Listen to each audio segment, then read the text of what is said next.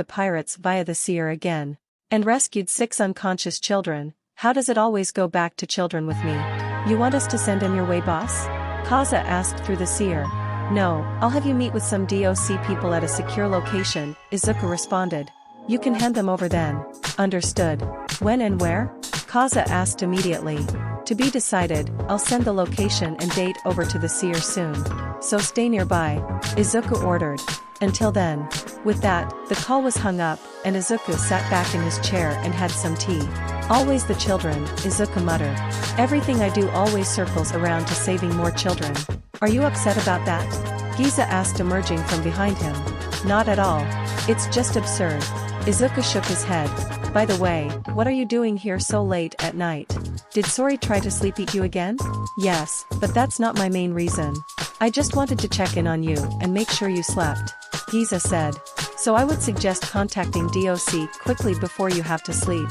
Or rather before someone forces you to sleep. Too right. I'll get on that. Izuku sighed, as he picked up his phone.